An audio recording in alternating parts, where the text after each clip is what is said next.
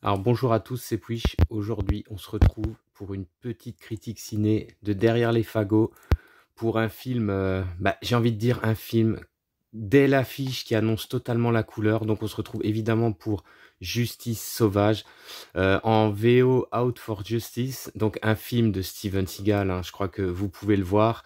Gros fusil à pompe, vous verrez que ça a son importance dans le film. Donc un des films du début de carrière, hein, de Steven Seagal, un film de 1991, un film qui dure à peu près 1 heure et demie. Il est assez court, il est extrêmement rentre-dedans, il porte très très bien son nom, hein. Ce film-là, c'est un petit peu une suite en quelque sorte de Nico, puisqu'on retrouve quasiment le même personnage. Donc Steven Seagal est un flic, il s'appelle Gino Felino, donc ça se passe à Brooklyn, hein. Il y aura toute une histoire dans le quartier italien de Brooklyn avec la mafia et compagnie. Donc c'est un flic, son coéquipier et meilleur ami va se faire tuer dès le début du film par un voyou notoire, un mafieux notoire, donc qui s'appelle Richie Madano. Et en fait, tout l'intrigue du film, ça va être simplement ça. Ça va être Steven a les boules, il a carrément les nerfs et il va retourner tout le quartier pour retrouver ce gars. Et ça donne Justice sauvage. Alors, Justice sauvage, c'est quand même un film très particulier. C'est un film vraiment super violent. ça, je crois que il y a vraiment quelque chose d'extrêmement rugueux, d'extrêmement frontal et brutal dans la mise en scène. Alors, est-ce qu'on peut dire que c'est un nanar?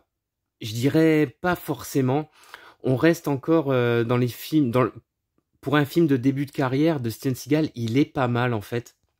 Alors, il est réalisé par John Flynn. John Flynn, on le connaît surtout pour Haute Sécurité avec Stallone, hein, qui est vraiment un excellent film de prison que je vous conseille.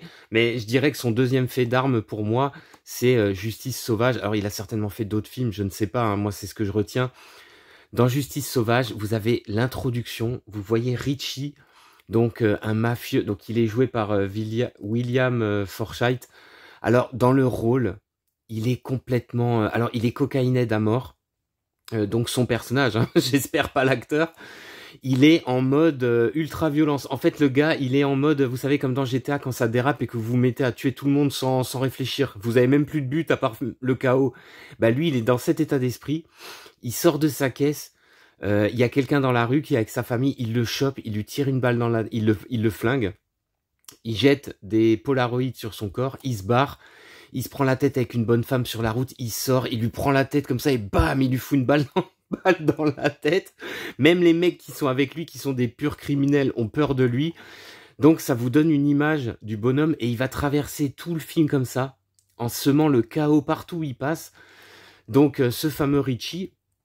Et à contrario, on a Steven Seagal. Alors Steven Seagal, il est en mode... Dans ce film-là, on peut dire que c'est vraiment le Steven Seagal qu'on va retrouver partout ailleurs. C'est-à-dire, il est vétéran de tout. Il est ultra fort. Personne n'arrive à le mettre à l'amende. Il y aura plusieurs scènes pour nous montrer à quel point il est charismatique et puissant. Dans le film, tout le monde lui lèche les couilles, c'est un truc de dingue. Tout le monde le respecte à mort. Genre, il arrive sur les lieux du crime, donc en pleine rue. Il y a le commissaire, le capitaine qui est là. Il lui dit Richie, calme-toi et tout. Là, t'as Steven Seagal qui lui fait écoute, je vais retourner tout le quartier, donc tout ce que t'as à faire, c'est me donner une bagnole et un flingue, un fusil à pompe. C'est énorme parce que là, à ce moment-là, le commissaire, comme dans beaucoup de films, il aurait dû dire non, donne-moi ta plaque, machin. Non, là, il lui dit ok.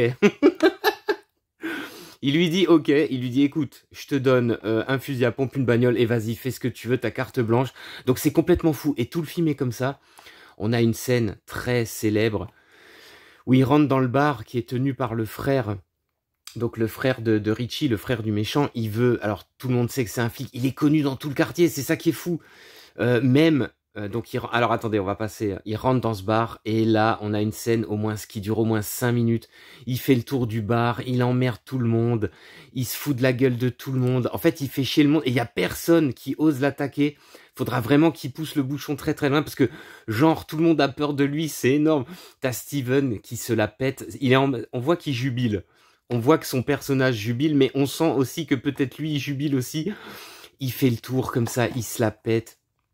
Il fait chier tout le monde, jusqu'à les confrontations, il va éclater la gueule des gars, notamment un des mecs, un genre de biker, qui dit « Putain, tu m'as pété les dents !» il va le taper avec une boule de billard comme ça. C'est excellent.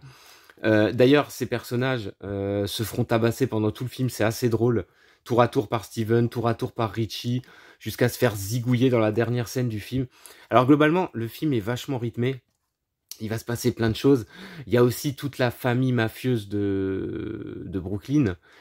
Pareil, ils respectent à mort Steven Seagal, ils le reçoivent, le chef de la mafia le reçoivent, ils l'envoient chier devant tout le monde, c'est énorme.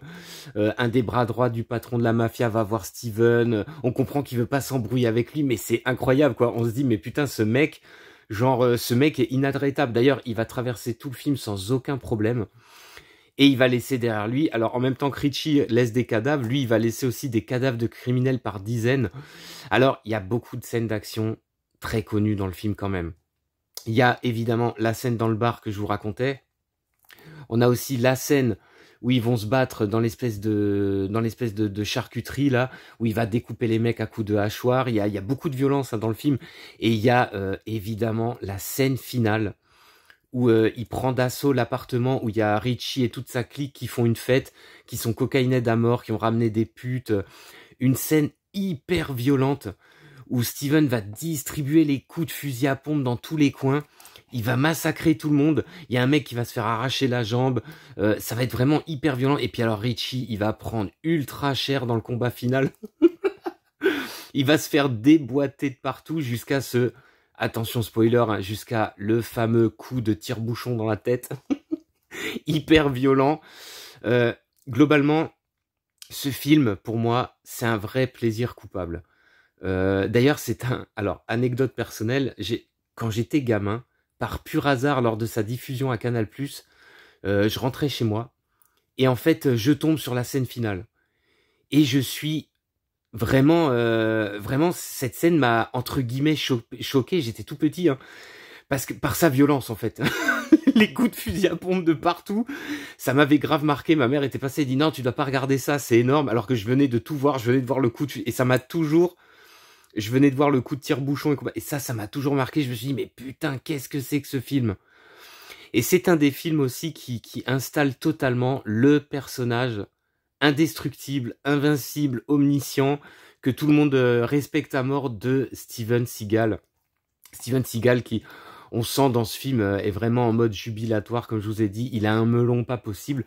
Mais le film reste un très bon film d'action. Globalement, la plupart des scènes d'action sont très bonnes. Elles sont globalement très violentes. Il y aura beaucoup de sang. Il y aura, je vous dis, il y aura des mecs qui se prennent des coups de hachoir, des mecs qui se font atomiser au fusil à pompe. Il y aura plein de morts.